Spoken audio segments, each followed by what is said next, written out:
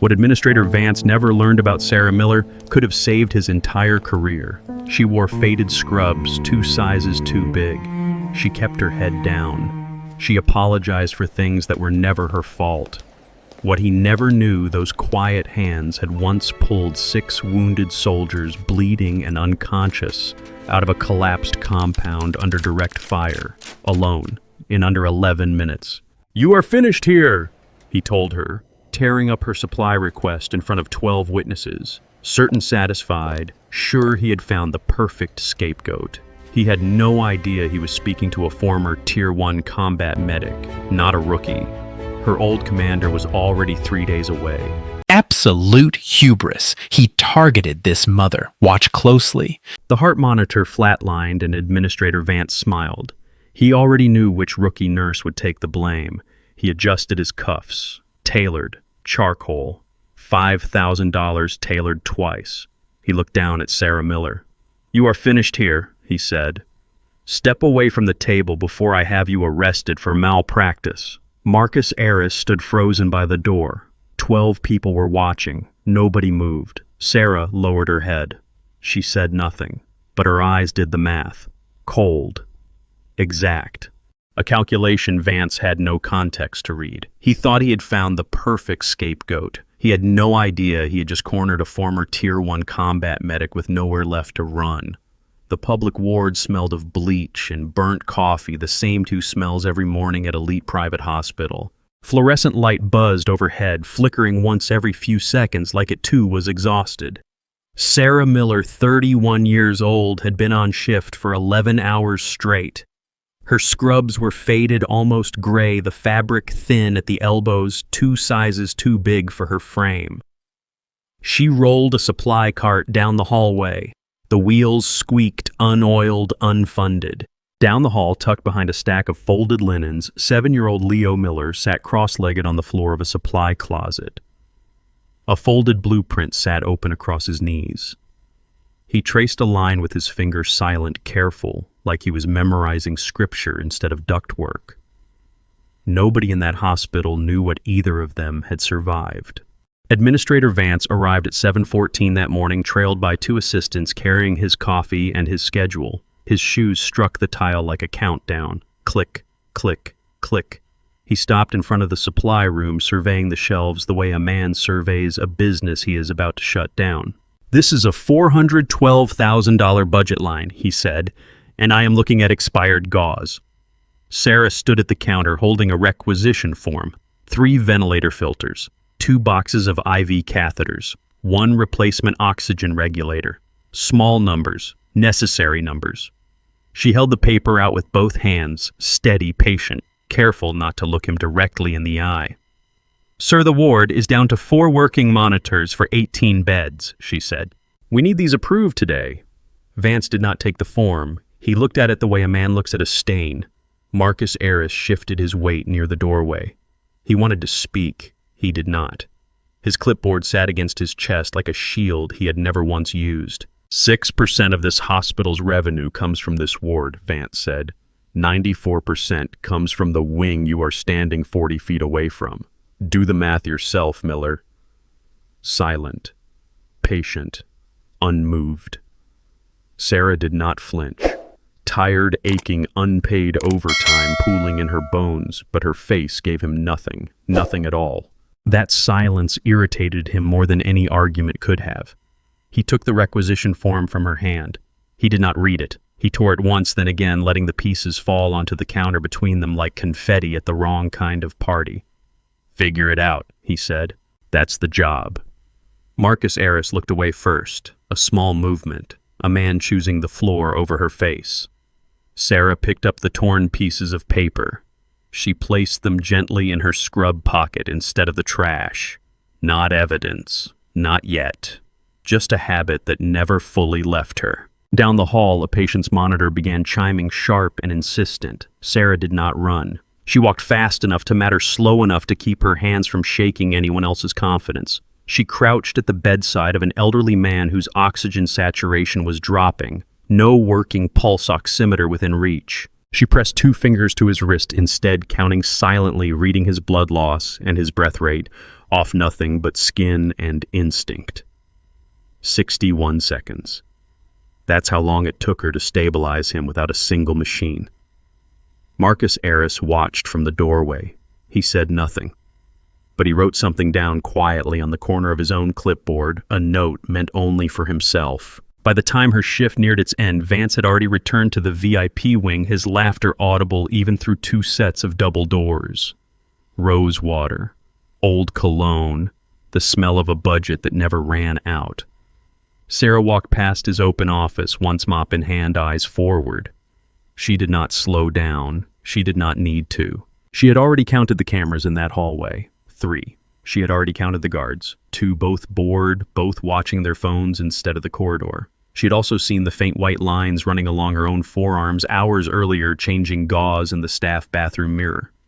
Old scars, years old. Silver against faded skin, the kind no hospital badge or personnel file could explain. Nobody at elite private hospital knew where those scars came from.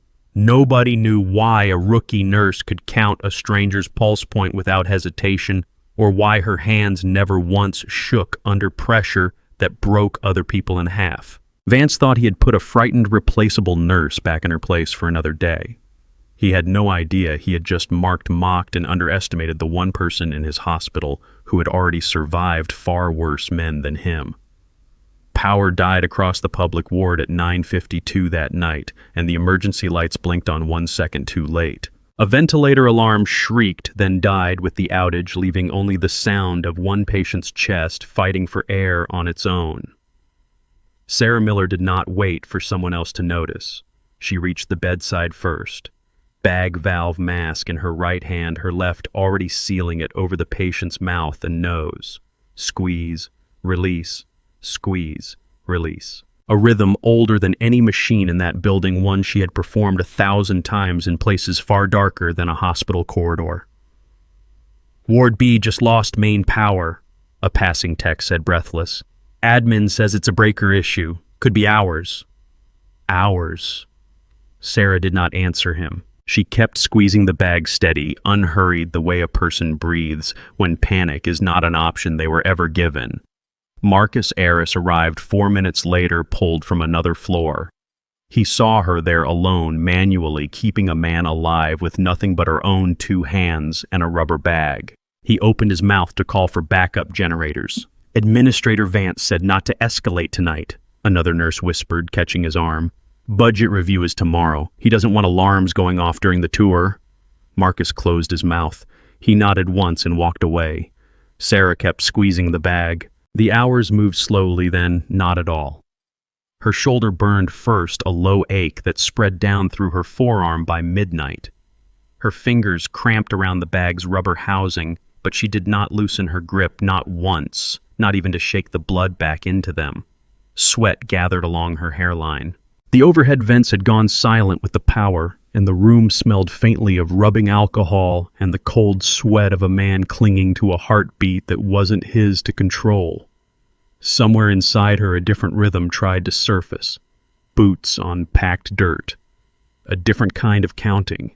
90 compressions a minute, 40 ventilations, a language written into muscle memory by people who no longer existed in her life. She pushed it back down the way she always did. Not here, not now, not ever again if she could help it. By 1:15 in the morning, her arms had gone numb below the elbow. Still she squeezed. Still she released. At 3:40, the patient's oxygen saturation finally stabilized on its own, his body catching up to the rhythm she had given it hour after hour. Sarah did not celebrate.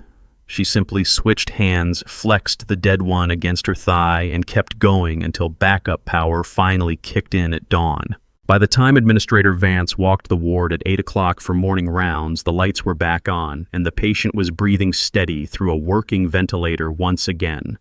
Vance barely glanced at the machine. He glanced instead at Sarah, at the dark circles under her eyes, at the faint tremor still running through her right hand. "Equipment failure?" he said, almost amused. "Happens in old buildings. Nothing a maintenance memo won't fix." He did not ask who had kept the patient alive for 6 hours with nothing but a rubber bag and bare hands. He did not need to know. In his mind, staff were interchangeable, replaceable, disposable the way old gauze was disposable. Marcus Aris stood a few feet away, watching Sarah's hand shake as she charted vitals she had memorized without a monitor to confirm them. He said nothing to Vance. He wrote something on his clipboard instead, another private note nobody else was permitted to read. Vance moved on down the hallway, his cologne trailing behind him like a flag marking territory. Somewhere in the VIP wing, a coffee machine hissed, fresh and expensive, an entire floor away from a ward running on willpower and expired batteries. Later that morning, a hospital memo circulated quietly among administrators marking the public ward as a low-priority resource allocation zone for the fiscal quarter. Nobody in the ward ever saw the memo. They only felt its consequences, one broken piece of equipment at a time, week after week, with no end date attached. Sarah finally sat down at 8:45 alone in the break room, her hands still trembling faintly around a paper cup of lukewarm coffee. She flexed her fingers open, then closed, testing the return of feeling one knuckle at a time. Silent. Steady. Unbothered on the outside, though, something old and disciplined stirred just beneath her ribs. She thought of Leo somewhere above the ceiling tiles, 2 floors up, memorizing vents instead of playing outside like other 7-year-olds. She thought of the torn requisition form still folded in her scrub pocket. She said nothing about either one to anyone. Nobody asked how long a single exhausted nurse could keep an entire underfunded ward alive on her own strength night after night without help arriving from anywhere above her pay grade. Vance believed he had broken her spirit that morning, laughing off a crisis he never even bothered to understand. He had no idea he had simply forced a decorated combat medic back into the exact kind of war zone she had once been trained to survive. The vent cover above the 3rd floor supply closet came loose at 2:14 in the afternoon, one careful turn of a butter knife at a time. Leo Miller, 7 years old, worked in total silence, his tongue caught between his teeth in concentration. 4 screws.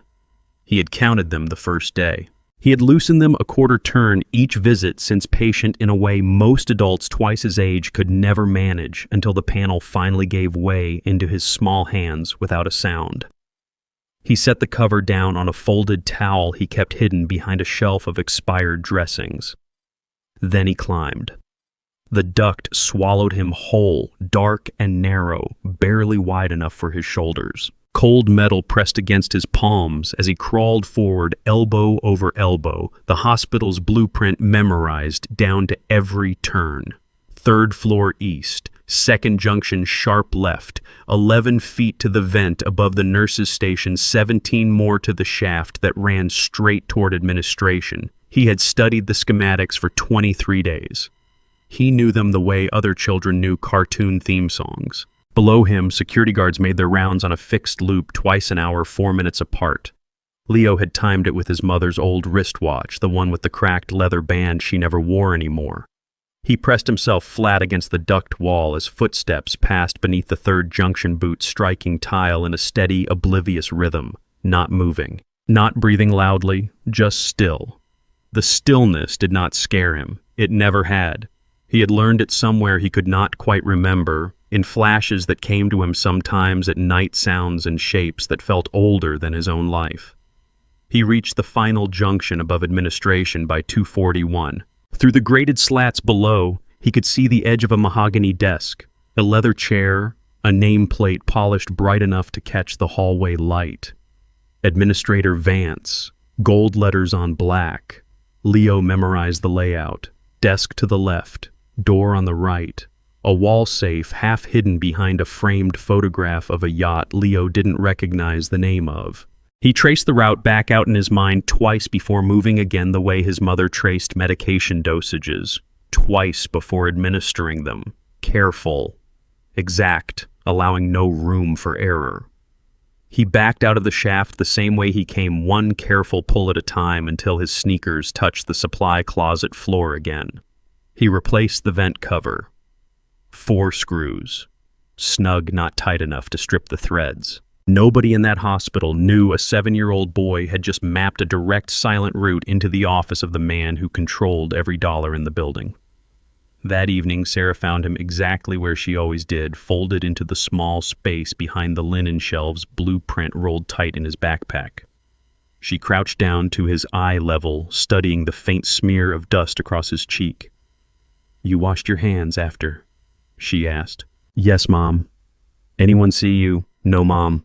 She nodded once and reached out to brush the dust from his cheek with her thumb, gentle, wordless. She did not ask him what he had seen up there. Not yet.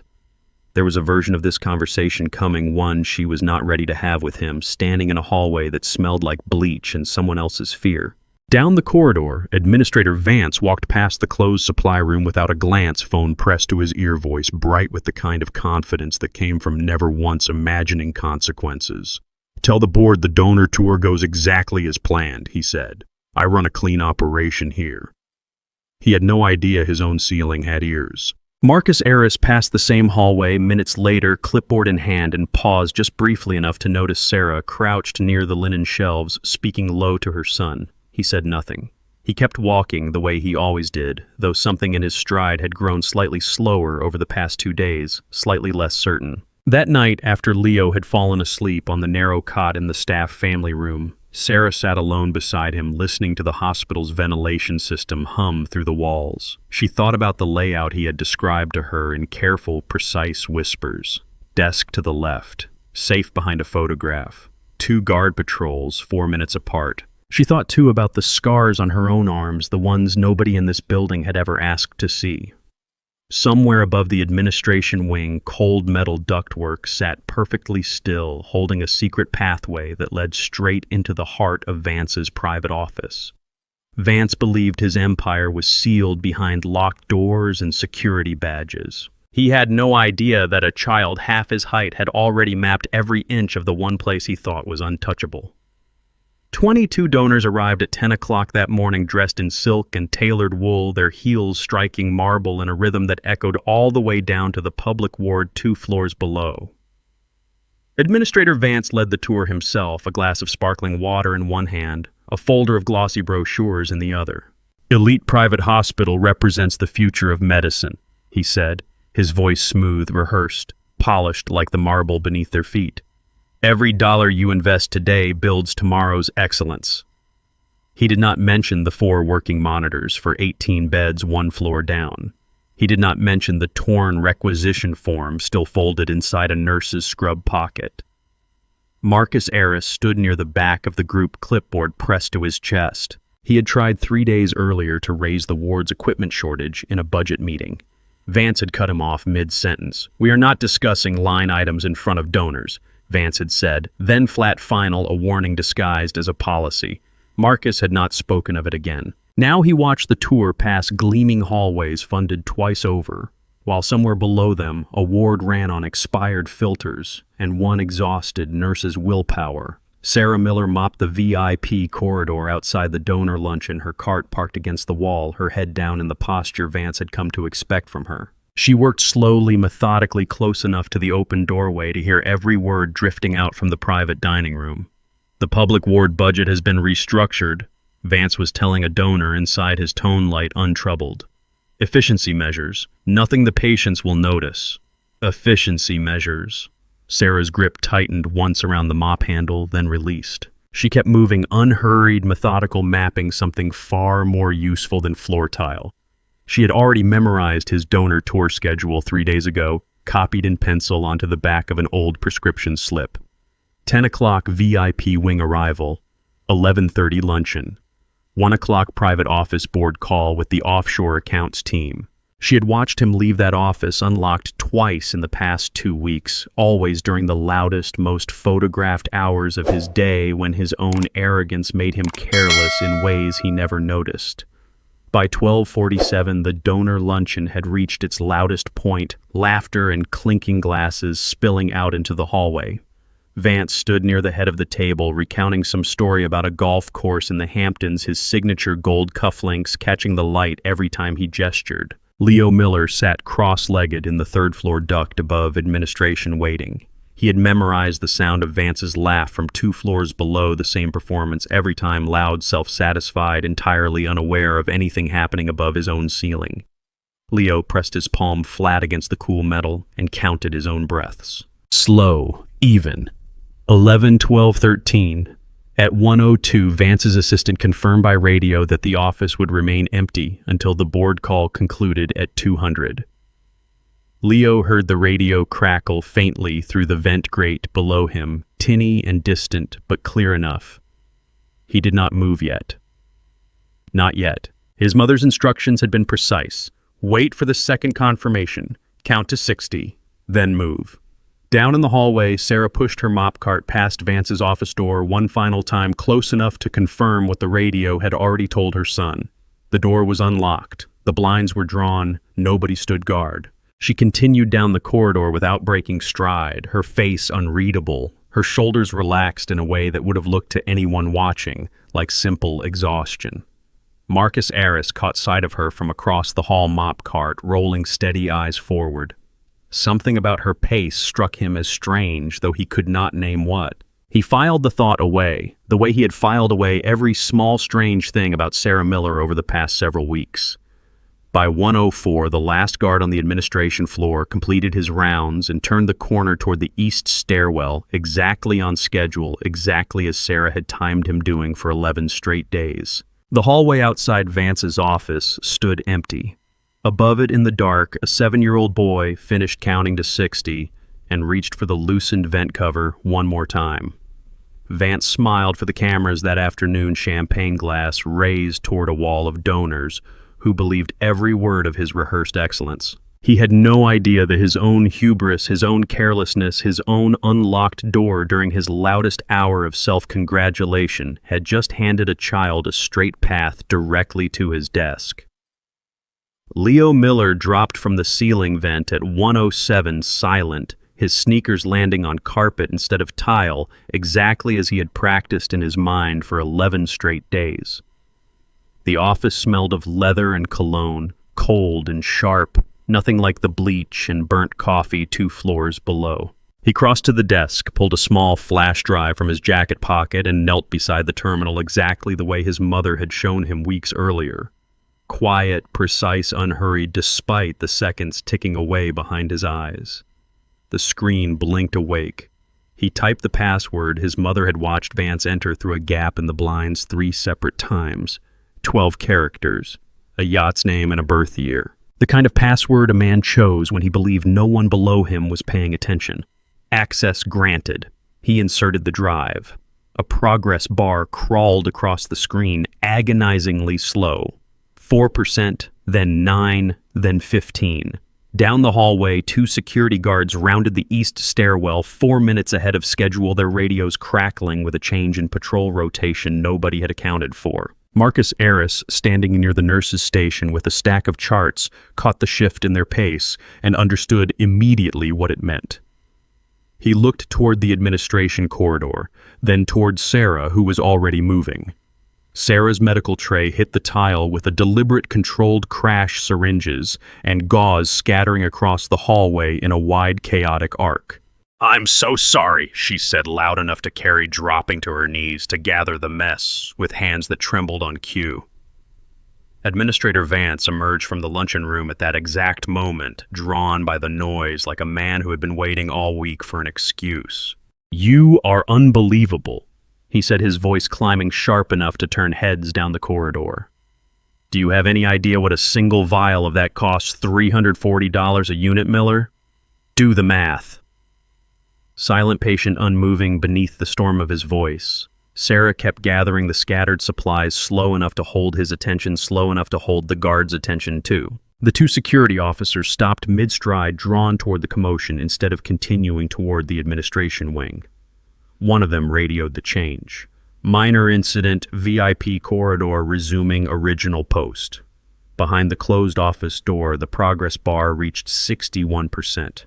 Vance stood over Sarah, arms crossed, cufflinks, catching the light, savoring the audience gathering behind him. "This is exactly the kind of carelessness that gets wards defunded," he said. "Consider this your final warning."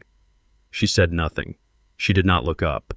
Somewhere behind her calm, controlled expression, a different kind of calculation was running, one measured, not in dollars, but in seconds, remaining on a download bar 200 feet away, 83%. Marcus Aris crouched beside her, helping gather the last of the scattered supplies, his hands moving fast, his eyes flicking once toward the empty administration hallway and back. He said nothing either. He simply worked silent, complicit in a plan he did not fully understand yet but had chosen in that instant not to interrupt. 91%. Vance turned on his heel, his audience of donors watching from the luncheon doorway, murmuring amongst themselves at the spectacle of discipline he had just delivered. He straightened his cuffs, satisfied, unaware that his own performance had just bought a 7-year-old boy the final seconds he needed. 100%. Download complete. Leo pulled the drive free, tucked it deep into his jacket pocket, and slipped back into the vent above the desk exactly as the second guard rotation resumed its normal loop down the corridor below. Sarah rose to her feet, slowly, tray back in her hands. Eyes lowered the picture of a woman who had just been publicly humbled for the second time in 1 week. Vance walked away without another glance, already recounting his golf story to the donors trailing behind him. Marcus Aris straightened beside her, glancing once toward the ceiling, then back at her face. "Final warning," he said quietly. "He means it this time." "I know," Sarah said. 2 words, nothing more. She pushed her cart forward, steady, unreadable, though her heartbeat had not slowed in over 11 minutes. Somewhere inside her scrub pocket, folded beside a torn requisition form, sat the quiet certainty that her job, her cover, and possibly her family's safety now hung by a single thread she had chosen to cut herself. The trap had been set, the data had been stolen, and the man responsible for both was still walking the halls of his own hospital, smiling for cameras, completely unaware that the ground beneath his tailored shoes had just shifted for good. Cold marble floors. The administrator pushed devoted parent to brink of systemic ruin, completely unaware lethal training she possessed. If that were me, rage would be impossible swallow. Imagine standing in front, man stealing your child's future, unable fight back because breaking cover means losing everything. His downfall is imminent. General Thomas arrived at 4:40 that afternoon, wheeled through the private entrance under a canopy of umbrellas, held by staff who had never once held an umbrella for anyone in the public ward. He was 71 years old, pale, unconscious, a thin oxygen line taped beneath his nose.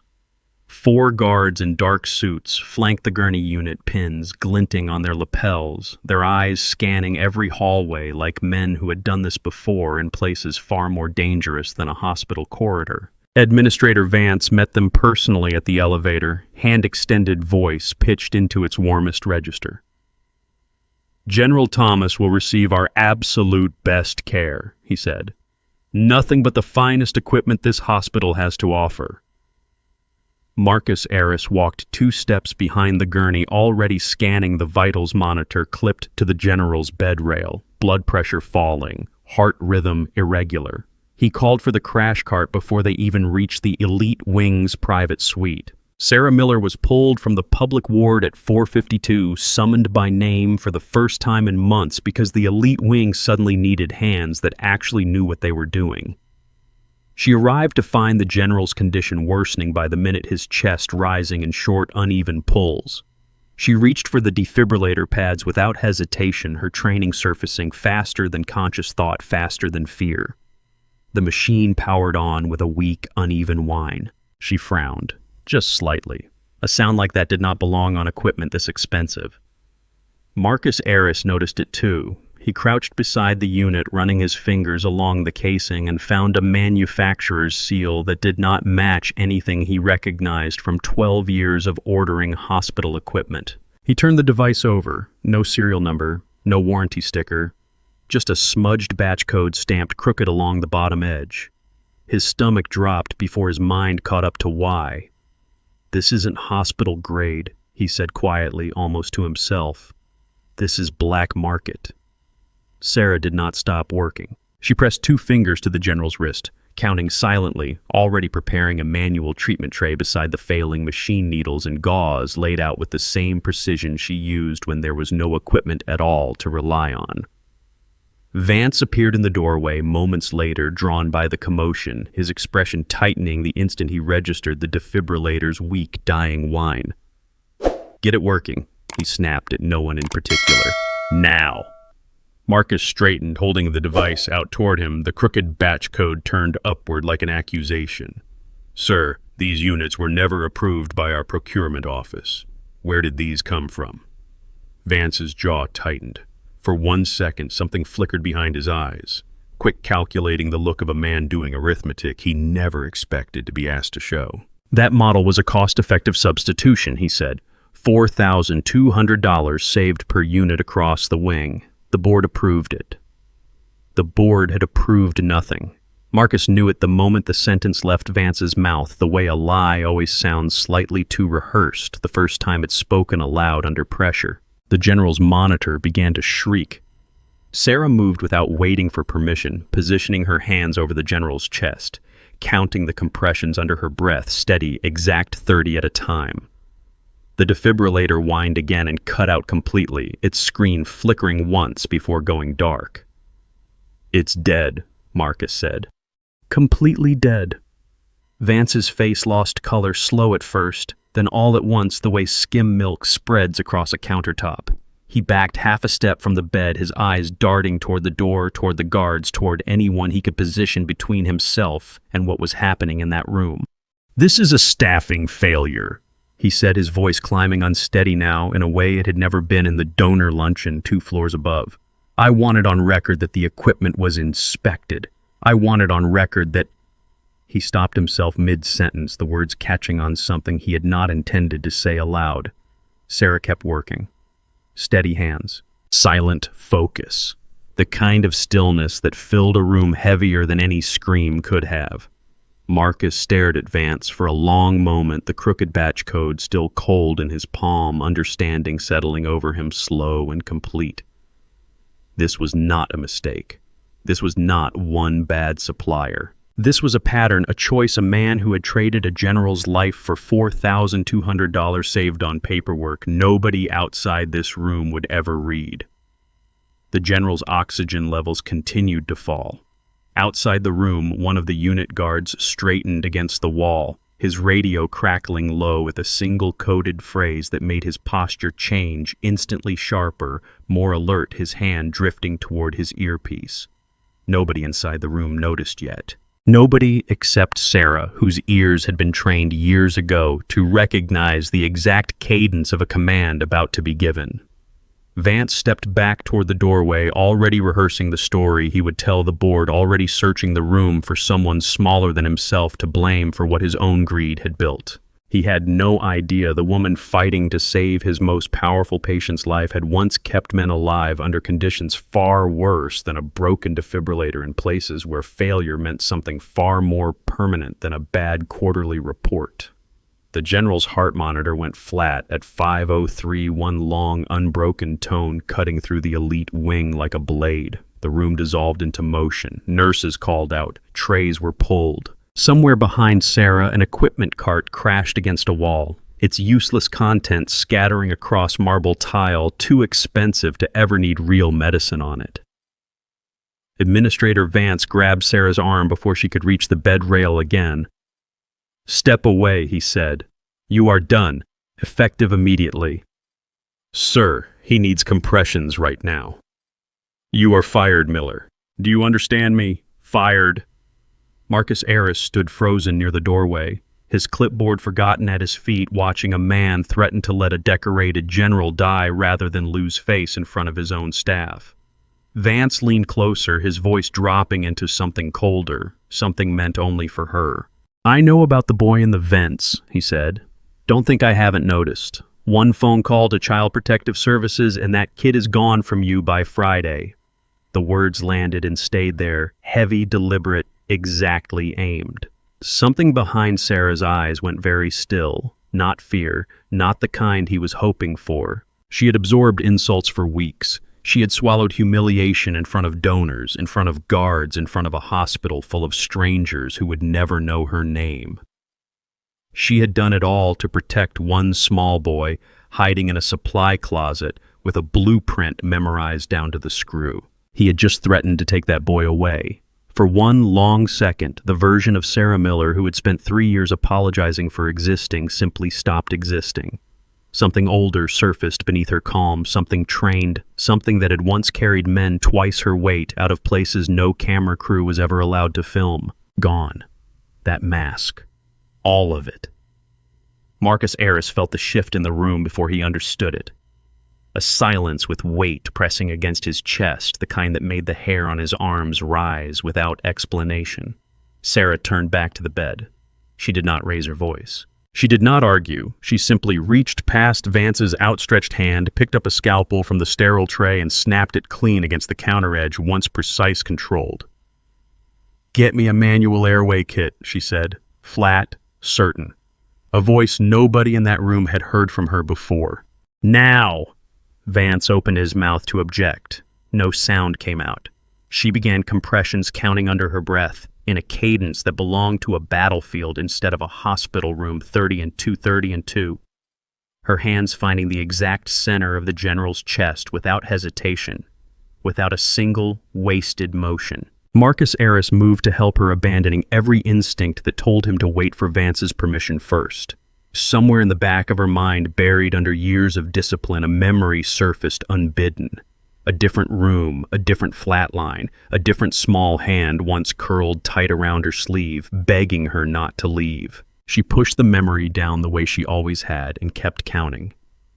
Vance backed toward the doorway, his face draining of color like someone had pulled a plug behind it, gray as wet concrete. Though he did not yet understand why the sight of a rookie nurse cracking a scalpel unsettled him more than the flatline itself. Not now, not this, not from her. He did not know what he was watching. He only knew somewhere beneath his own arrogance that the woman he had just threatened to destroy no longer looked like someone who could be destroyed. The compressions continued, 30 and 2, 30 and 2. Sweat gathered along Sarah's hairline, her arms burning with the same ache they had carried through 6 hours of manual ventilation days earlier, though this time the ache barely registered at all. She had nothing left to protect by staying quiet anymore. He had already threatened the one thing she had spent years hiding herself to keep safe. There was no plan left except the truth, and the truth was still 11 minutes away from anyone in that room understanding what they were looking at. Somewhere above the administration wing, in a narrow duct running silent and dark, a 7-year-old boy pressed a small flash drive against his chest and waited for a signal only he and his mother had ever agreed upon. Vance stood frozen by the door, still holding the empty space where his authority used to sit, still believing for a few more minutes that he was the only person in that hospital who understood what real power looked like. With the general flatlining and her career already gone, Sarah Miller understood there was no version of hiding left to return to. It was time finally to stop surviving quietly and start fighting the way she had been trained to fight all along.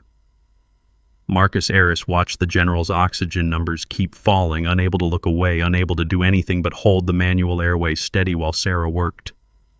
"Step away from him," Vance said again, but his voice had lost the certainty it carried an hour earlier. "I am still in charge of this hospital." Sarah did not look up. "No," she said. "You are not."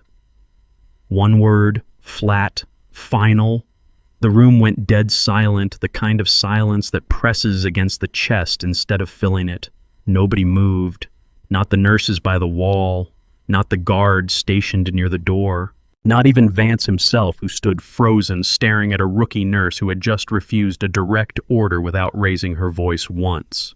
Something in the way she held the scalpel told him this was not defiance. This was procedure. This was a woman who had done this exact motion 100 times before in rooms with far less equipment and far higher stakes. Sarah cut the sterile drape open with 2 clean strokes, exposing the general's chest fully. She called out commands in short, clipped phrases, terms Marcus recognized only from old field manuals he had studied briefly in medical school, and never once expected to hear spoken aloud with such total authority. "Crick kit, now! Left hand, not right." A nurse froze, unsure. Marcus grabbed the kit himself and placed it directly in Sarah's palm before she finished the sentence. She worked fast, exact, her hands steady in a way that belonged to muscle memory built somewhere far from any hospital textbook. The general's chest rose once unassisted, then again. The monitor blipped. A single weak beat. Vance's mouth opened, then closed again. He backed further from the bed, his shoulder brushing the door frame, his eyes locked on Sarah like he was seeing an entirely different person standing in the same worn, faded scrubs. At that exact moment, every screen in the hospital flickered. The lobby monitors. The elevator displays. The donor luncheon's presentation screen 2 floors above. All of them simultaneously switched to the same feed. Bank statements. Wire transfers. An offshore account labeled with Vance's initials receiving payments totaling $2.3 million across 14 months, each deposit time-stamped within days of a public ward budget cut. Leo Miller's small hands finished the upload from the safety of a maintenance closet 3 floors up, exactly as his mother had instructed. Vance's face drained of color, entirely gray as wet concrete, watching his own signature scroll past on a screen he could not reach and could not stop. The elite wing doors burst open. Commander Hayes entered first, 4 men behind him, his boots striking marble with the same measured weight Sarah's own footsteps had once carried in places this hospital would never understand.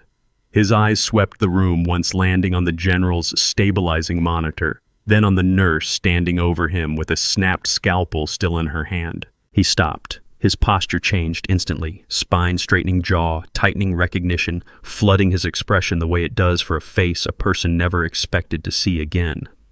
"Sergeant Miller," he said. The room turned toward her as one. Marcus Aris felt his own breath catch somewhere in his throat.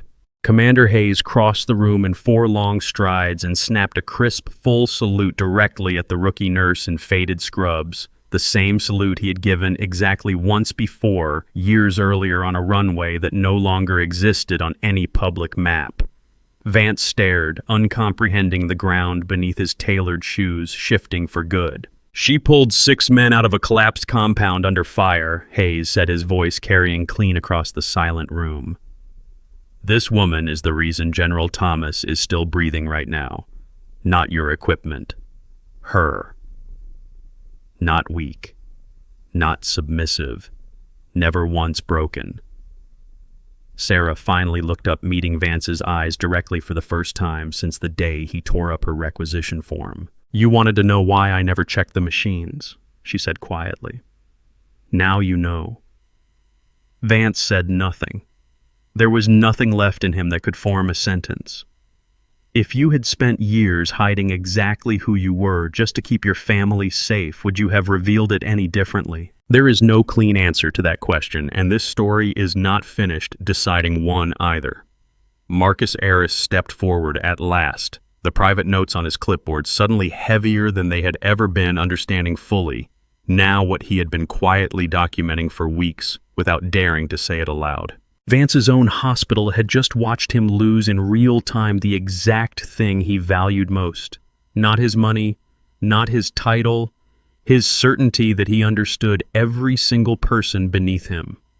He had spent weeks believing he had cornered a frightened, disposable nurse with nowhere left to hide. He had no idea that the deadliest men in the country had just walked into his hospital and saluted her instead. The screens across Elite Private Hospital kept cycling through the evidence: offshore transfers, forged budget approvals, 14 months of documented theft playing on a loop nobody had the authority left to shut off. Administrator Vance backed toward his own security detail, his voice climbing into something desperate now stripped of its earlier polish. "Arrest her," he said, pointing at Sarah. "Arrest the boy too. Trespassing. Theft of hospital property." None of the guards moved. Commander Hayes stepped between Vance and the bed, his 4 men fanning out beside him, a wall of quiet, immovable authority. "Nobody in this room is arresting Sergeant Miller," he said, "or her son." Marcus Aris finally stepped forward, clipboard still pressed against his chest, though his voice carried further than it ever had in 3 years of silent compliance. "As acting chief of medicine," he said, "I am relieving you of your administrative duties, effective immediately." Vance turned toward him, stunned, as if the word betrayal had never once occurred to him as something that could happen from below. You watched him buy $4,200 defibrillators off a black market supplier, Marcus said. You watched him starve a ward that kept 18 patients alive on 4 working monitors. I watched too. I wrote it all down. He held up the clipboard. Pages of dates, quantities, quiet observations collected over weeks of silence he would never fully forgive himself for.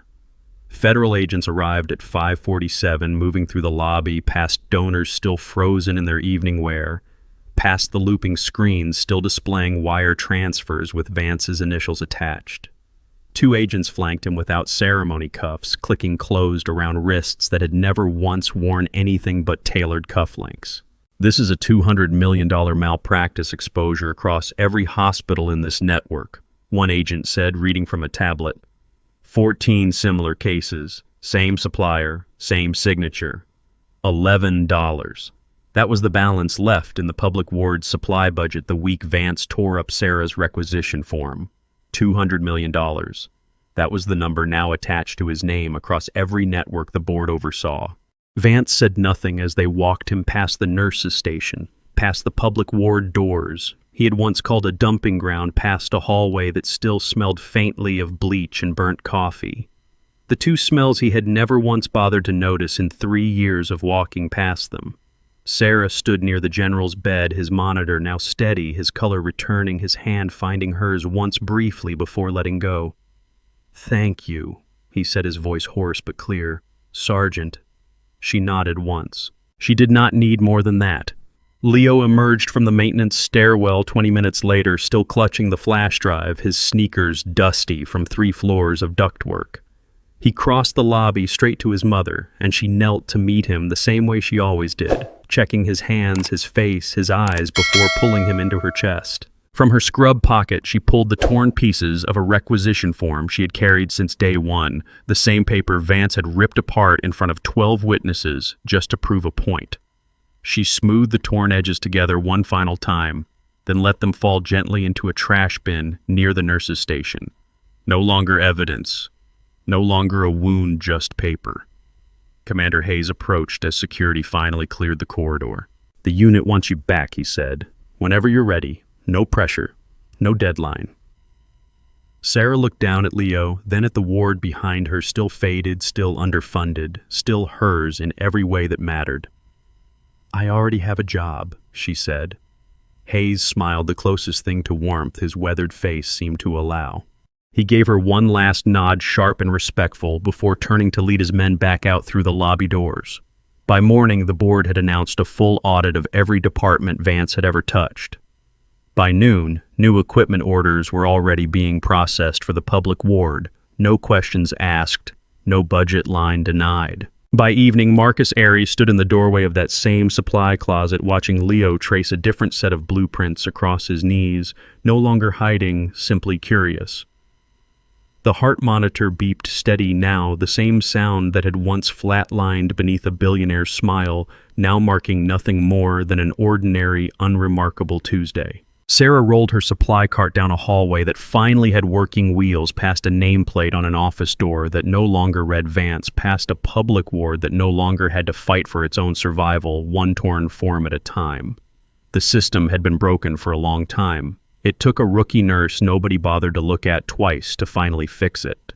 No one anticipated fictional narrative mirror real institutional greed so perfectly. My channel's dedication underdog thrillers exists. I am exhausted by corrupt elites escaping consequence. Have you ever had hide true strength, survive an unfair boss, drop stories below and subscribe, witness arrogance, finally face justice?